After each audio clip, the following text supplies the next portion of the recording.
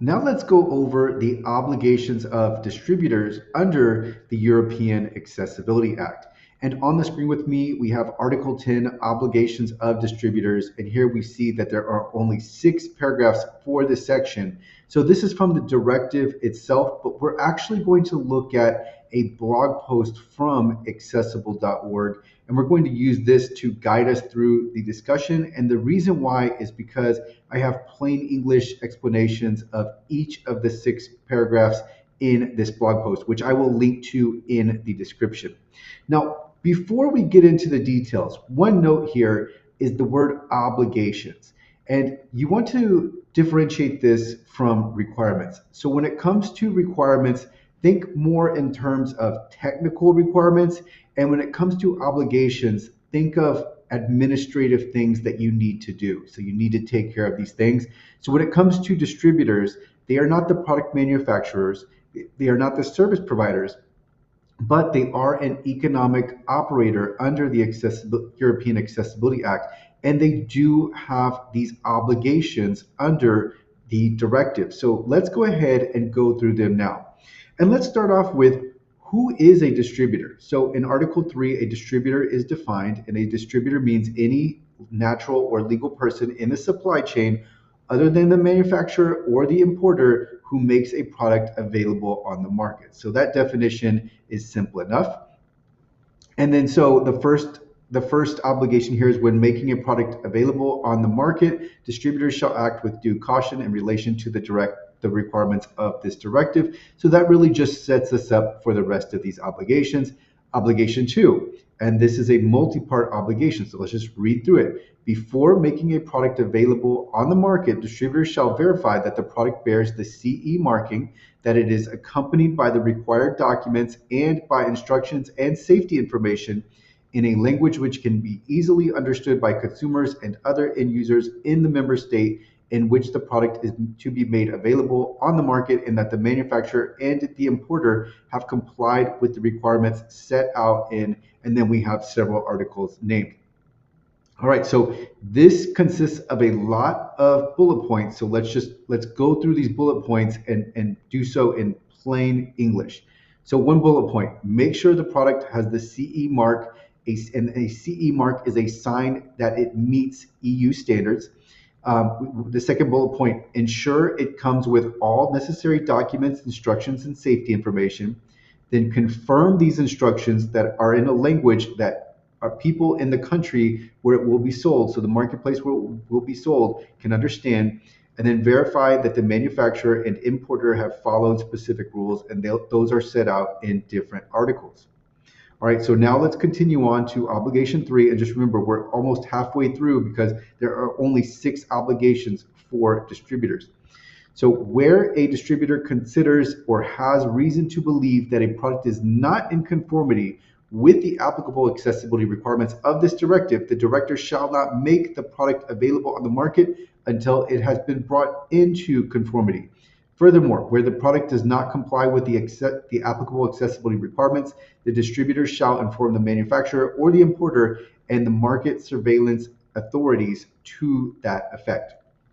So what all this means is that if a distributor thinks that a product has some accessibility issues where it doesn't meet the European Accessibility Act technical requirements, they must hold off on selling it until the issues are fixed.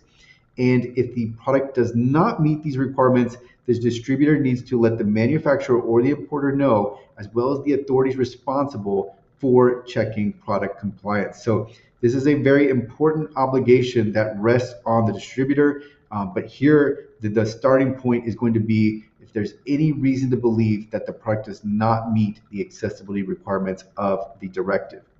All right, so moving on to number 4, distributors shall ensure that while a product is under their responsibility, storage or transport conditions do not jeopardize its compliance with the applicable accessibility requirements. So here we're just making sure that if we have a product under our responsibility, that nothing happens to it that would jeopardize the accessibility of it. So keep this in mind when storing or transporting products. This reminds me of when we have Federal Express or maybe UPS, they're handling a package and then you'll see the employee just tossing it around. So you don't want to have anything where you undo all of the accessibility that has been built in or added to the product. So, number 5, distributors who consider or have reason to believe that a product which they have made available on the market is not in conformity with this directive shall make sure that the corrective measures necessary to bring that product into conformity, or if appropriate to withdraw it, are taken.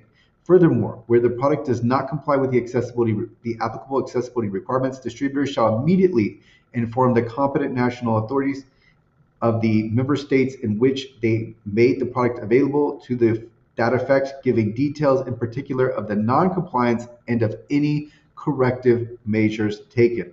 So breaking this down, what does it mean? It means if a distributor thinks a product that they are selling does not meet the required accessibility standards, they must take steps to fix the issue, or if necessary, to stop selling it.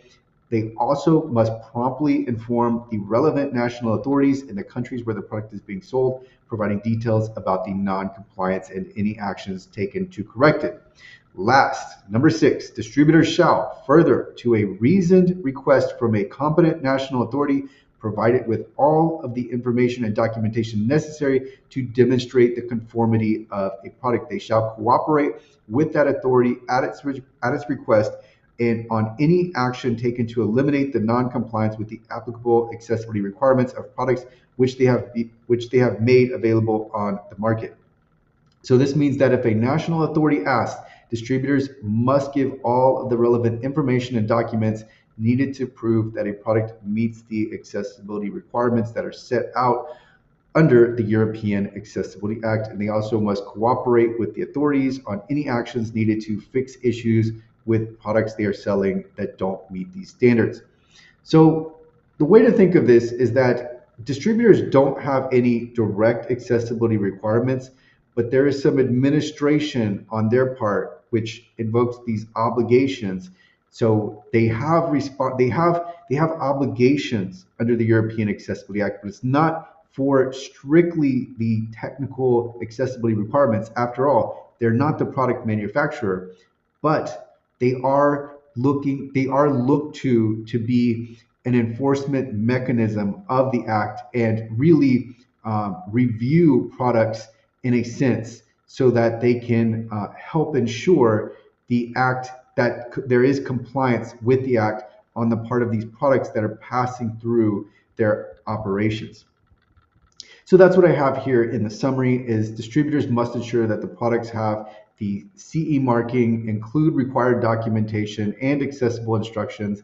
They comply with the accessibility requirements that are set out. And if they suspect there's a product that doesn't meet the standards that are set out, the requirements that are set out in the European Accessibility Act, they should halt sales until those issues are corrected, and they inform the manufacturer, the importer, and the authorities, and they take steps to resolve the issue or remove the product from the market. So they're always going to, the distributors are always going to be in a place where they need to make sure that everything is flowing nicely. And if they notice anything that seems off, then they need to step in and ensure compliance. So this is going to be one really important aspect of the enforcement of the EAA is the role the distributors will play. So you can see here that the drafters of this directive really do place responsibility on distributors.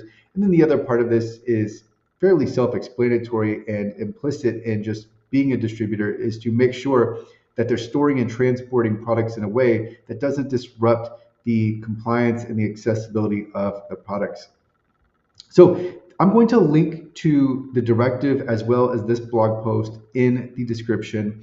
And if you need any help with European Accessibility Act compliance, feel free to reach out to me at accessible.org. And we offer many accessibility services, including audits, training, and consultation to help you meet the technical requirements that are set out in Annex 1. And by the way, if you need help understanding these technical accessibility requirements, there is also Annex 2, which provides examples of the requirements that are set out. But again, with accessible.org, we have numerous blog posts to help you understand the various requirements and obligations of these different economic operators.